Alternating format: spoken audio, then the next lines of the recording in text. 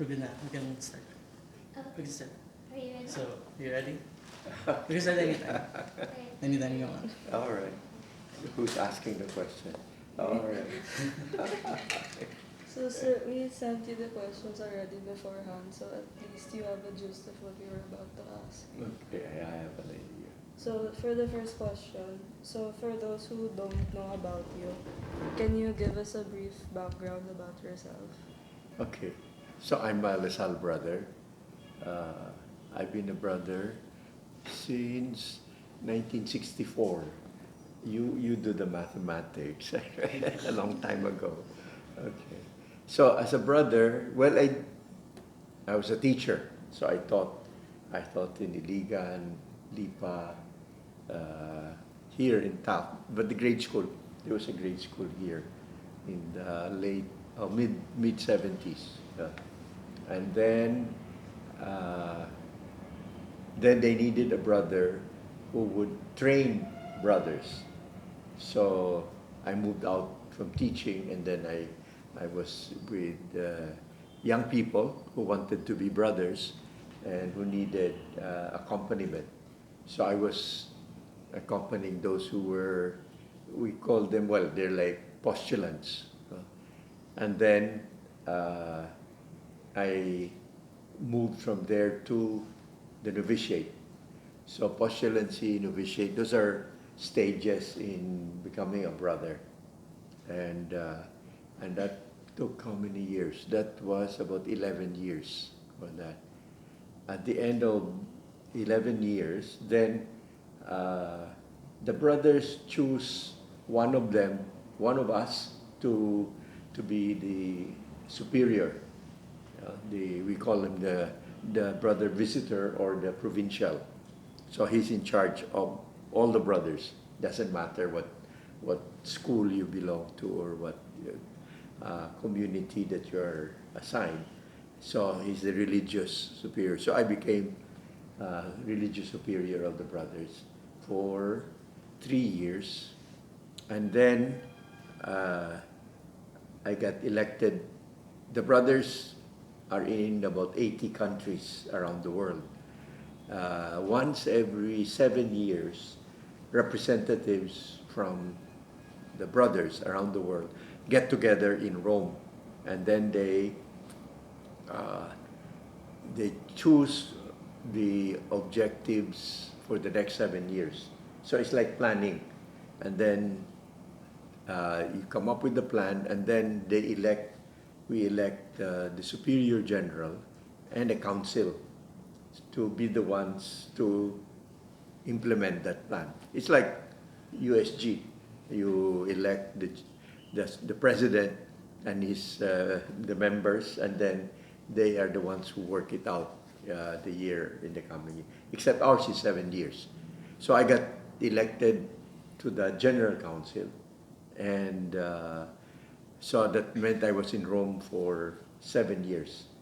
Except the members of the council are assigned regions to follow up, because in a way you become the liaison between the brothers in different regions to the general council, so that the headquarters in a way would know what's going on in the other parts of the world.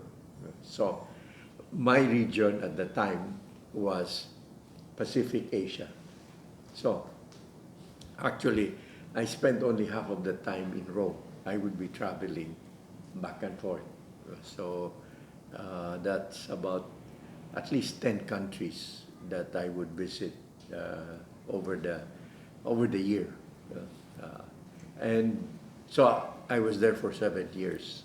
And from after that, I came back, and then I was assigned to what we call Lasalian formation of the schools. So what happened was we would help each school to have Lasalian formators. These are members of the faculty and the staff who would run programs for the rest of the school, whether students, faculty, or staff. on Lasallian spirituality. So who is Saint LaSalle? What are the values of a Lasallian? How do we work that out? Things like those. So I was doing that. And then after about, how many years? About 6, 7 years. Then I said, I'll finish my studies. So I finished my doctorate here in DLSU. And then I was assigned president of first LaSalle Bacolod for 8 years, and then transferred to DLSU. So I was president here starting in 2015. So I'm ID 115. Okay, it's up to now. So up to this time. So that's kind of a brief history of okay. I actually find it interesting that you had the opportunity to travel, and then in a way you were able to do your work at the same time also. Well, the work included travel. No, so we have brothers in Pakistan, India, Sri Lanka. These are Asia, no? Thailand, Myanmar, Japan, Malaysia, Singapore, Philippines. So we have schools and we have brothers. So I would go and visit, find out what's happening in the school or in the country, and see what the brothers need, and try to answer that. So part of the work is travel. So for the next question, what are the duties of a president here at LaSalle? LaSalle. I think the president is the one that is responsible for identifying and setting the goals of the university. Of course, the university has its regular goals, but the president kind of gets the team together and then tries to identify what those goals are going to be, let's say for the next 5 years. And then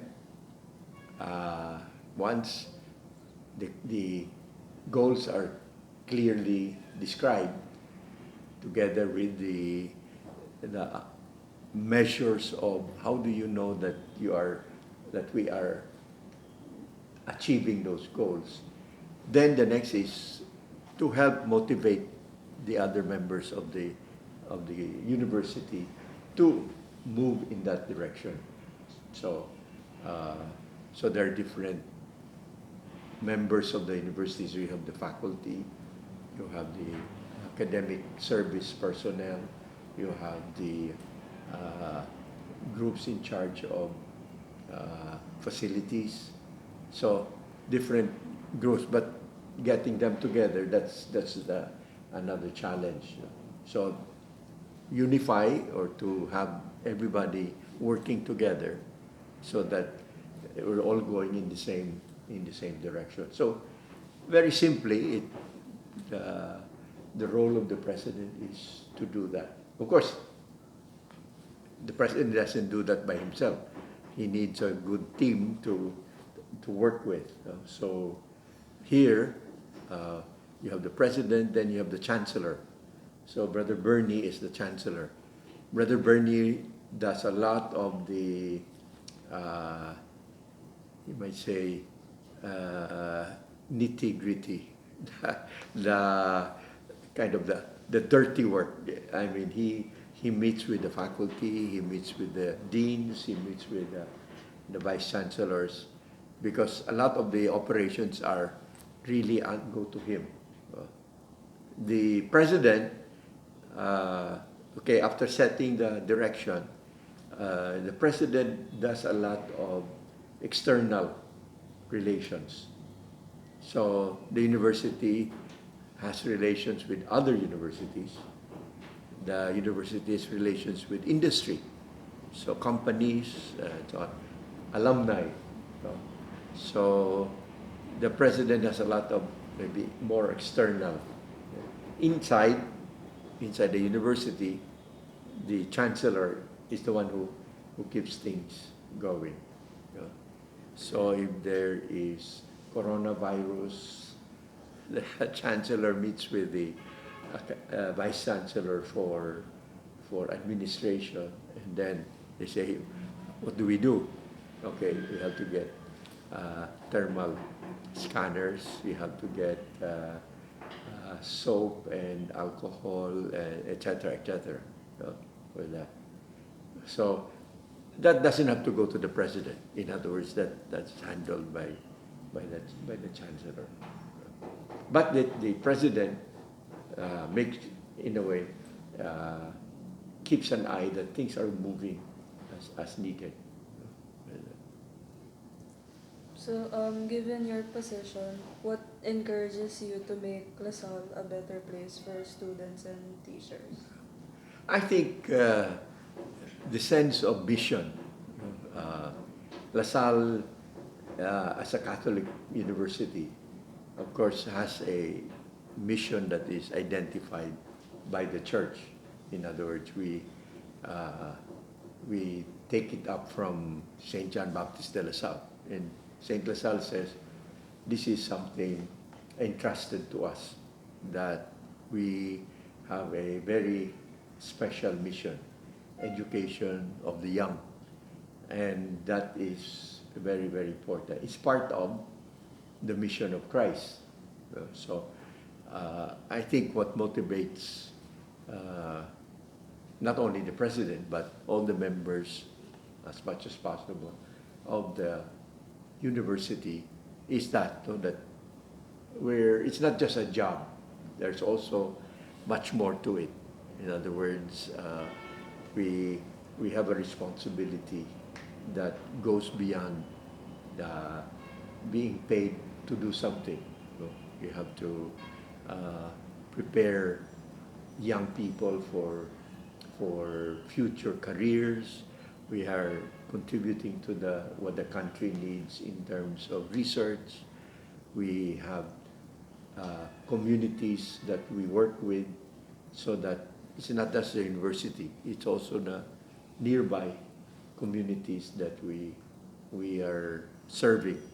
So I think that sense of mission gives a bigger kind of picture of what is going on. So what I'm doing is not just limited to what's happening on campus. There are many things going. So I think that spirit is very important.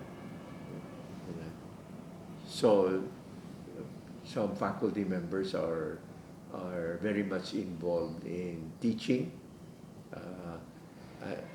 They are also involved in research. They're also involved in community outreach. You know? So those are all part of the mission of you might say, the LaSallian University. Then, what is your philosophy or perspective in helping people who are in need? Well, the president has certain, you might say, resources and can do certain things. Okay, but it's for service. In other words, some put it this way: they say you are authority, but the authority is for service. So the authority is not to make myself or the president earn more or look good and so on. It's really to put it at the service of others. So in a way, it's like, okay, I give you these gifts, abilities, and powers, but it's not, you can use it for yourself, but really they are for helping others. So if a person has a gift of teaching, it's to be shared with others. If a person has a gift of organization or entertainment or whatever, the best way to use that is to to put it at the service of others. Of course, he can keep it for himself or herself, and then, but that would, in a way, not be the best way to use the gift that we receive. So I think the sense of helping others comes from that. That if I have these gifts, then when people come, they come because they feel I have a gift that can be shared with them. So, so that's why I think the university has outreach activities, because so it's not just providing food or providing money or providing shelter to them. It's also helping them in a more holistic way. So we have barangays, for example, that are our partners, and what our students, faculty, staff do when they go to the barangay is find out what are the different needs that the barangay tells them are very much needed by the barangay. And so you say, what can we do to assist in that? So it's not dole out. It's not okay. We'll raise money and then we'll give you the money. No. How can we work together for that? So some of the ways we can help, some of it has to do with ecology, having an environment that is clean, that is healthy. Others, it's education. So sometimes it's teaching the young people certain skills. So it varies from. Okay. So when people come to ask for help, okay, what kind of help would they need? And then what kind of skills or gifts do we have that can be shared with them? Then, given your position, since you hold an important position in Lasal, so what can we learn from you, because you have a high responsibility and influence? So what important things can we learn from you? I think even without looking at the president, I think some of the activities you're already available to you, I think you can learn from those. I always encourage the students to be involved in extracurricular or co-curricular activities, because it will challenge you to, number one, discover your gifts. So sometimes if you just go from school to the home, to the house, back and forth, you discover certain things. But if, let's say, you sign up for an org or an activity, and the activity challenges you to, you have to wake up early, you have to organize an activity, and then you have to work with others. For the kids, for example, I don't know, did you join that for the kids? No? That was a special day where they invite young children, some very young, some older, with special needs. So some of them may have polio, some of them may have ADHD, some of them might be, what else? With disabilities, different kinds of disabilities. And then they spend almost the whole day here. So they have games for them. Some painting, some simple throwing the ball, and so on. Now, that was maybe about 300 kids and they had to get double 600 volunteers from students, mostly students or almost all students, because each boy or girl guest had to have two, because some of them are very, very lively. They like to run around. So you need two, an ate and a kuya usually, to go with them, because they'll run all over the place. Yeah. Or just to help them to go from one station to another. So here it's basketball. I mean, throwing the basketball. Here it's painting, or here it's fishing of some sort, things like that. So the volunteers, of course, they had to prepare, and they had to know what kind of client or help they needed, the young person assigned to them would need. And then to whom do they work or report? So I think that type of challenge brings out in the students other abilities which you don't necessarily come up with in the classroom. This is, okay, how do you, if the little boy or girl begins crying, what do you do? Or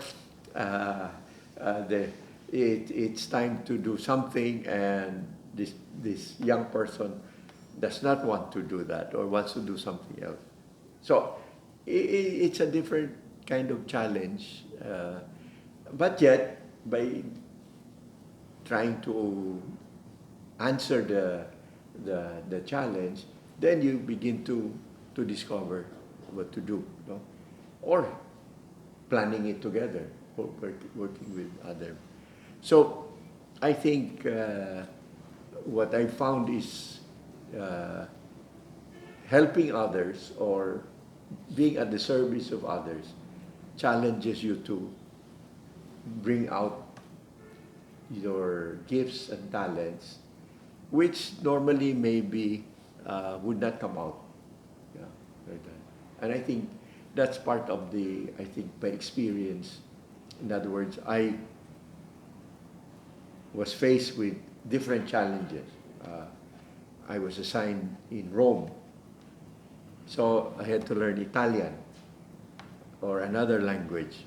Now, by myself, maybe I would not have studied it, but because of the challenge, and okay, so it was not easy, but then once you learn the language, then you discover many other things. So the situation challenges you to improve yourself, and that, I think, is part of being responsible, part of maybe having an assignment. So you need not be a president. You could be, secretary of an organization, or you could be a member of a group like this, and each one has something to do. Okay. So for the final question, how does your zeal of service help you in finishing your everyday tasks? What I think, the zeal for service, I think, is accompanied by faith. Yeah.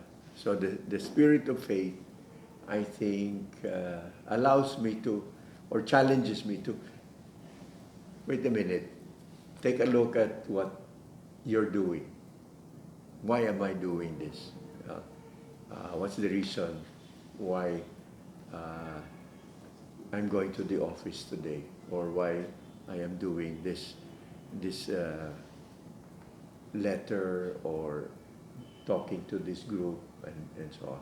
And the idea is, okay, if this is a mission, then it might be tiring, or it might be challenging, or I may not even enjoy it, but it's important for the mission. So then, I think that's the zeal should be, in other words, kind of strengthened. You know, that I will do it to the best of my ability, because there's a higher value to what I'm doing. So, especially after a while, you get tired. So, do you push yourself a bit more? It's like your studies. After a while, you say, "Why am I? Why am I spending so many hours on this subject?" Okay. So if you have a bigger goal, wait, this is part of my life preparation. Then you say, okay, I'll have to push myself with this. Or maybe in the future it will help me.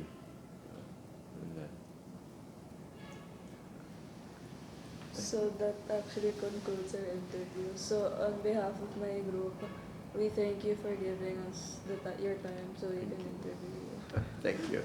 Maybe you have other questions. I don't know what you...